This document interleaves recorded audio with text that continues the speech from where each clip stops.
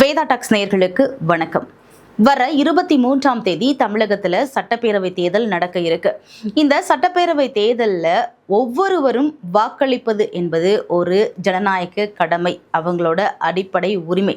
அதே மாதிரிதான் வேட்பாளரை நிராகரிப்பதும் அவங்களோட உரிமைன்னு சட்டம் சொல்லுது. ஏன் அப்படின்னா நோட்டா, இந்த NOTA none of the above அப்படிங்கிற இந்த நோட்டாவை எப்ப பயன்படுத்துறாங்க அப்படின்னா, எங்களுக்கு எந்த வேட்பாளரையும் பிடிக்கல, நாங்கள் நிராகரிக்கிறோம் அப்படின்னு வாக்காளர்கள் முன் வரும் பொழுது அங்கே என்ன பண்ணப்படுது, இந்த நோட்டா பயன்படுத்தப்படுது. சரி, இந்த நோட்டா எப்பத்துலேருந்து வந்துச்சு அப்படின்னு பார்த்தோம்னா 2013 உச்சநீதிமன்ற தீர்ப்பின் மூலமாக இந்த நோட்டா வருது.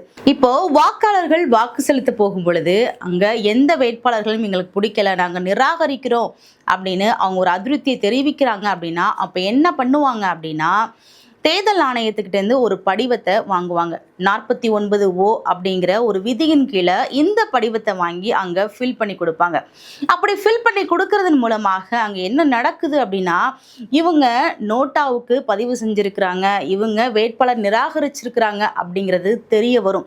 அப்படி இருக்கும் பொழுது வாக்காளரோட ஒரு தனி ரகசியம் என்ன பண்ணப்படுது, அங்கே வெளியிடப்படுது. அந்த சூழ்நிலையில தான் உச்சநீதிமன்றத்தில் ஒரு வழக்கு தொடரப்படுது. இந்த விதி இருக்கக்கூடாது, இந்த முறை இருக்கக்கூடாது அப்படிங்கிறத ஒரு மையமா வச்சு ஒரு வழக்கு தொடரப்படுது. அப்பதான் உச்சநீதிமன்றமானது இந்த தீர்ப்பை கொடுக்குது. என்ன தீர்ப்பு அப்படின்னா, விவிபேட் இயந்திரத்துல நீங்க நோட்டா அப்படிங்கிற ஒரு பட்டனையும் வச்சிடணும். எந்த வேட்பாளருக்கும் வாக்குகளை நாங்கள் செலுத்தலை, வேட்பாளர்கள் நிராகரிக்கிறோம் அப்படிங்கும் பொழுது அப்போ என்ன பண்ணுவாங்க அப்படின்னா, அந்த நோட்டா பட்டனை ப்ரெஸ் பண்ணி தங்களுடைய பதிவை அங்கே பதிவு செய்கிறாங்க.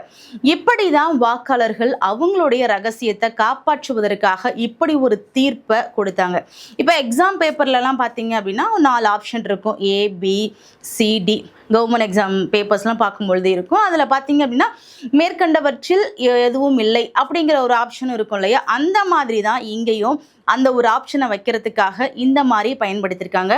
2013 இந்த முறையானது அமலுக்கு வந்திருக்கு. இந்தியாவில் முதலாக எங்கே இதை பின்பற்றி இருக்காங்க அப்படின்னு பார்த்தோம்னா, சத்தீஸ்கர், மத்திய பிரதேசம் இப்படியான மாநிலங்களில் தான் இதை பின்பற்றியிருக்காங்க. தமிழகத்தில் கடந்த 2016 சட்டப்பேரவை தேர்தலிருந்து இது அமல்படுத்தப்பட்டிருக்கு.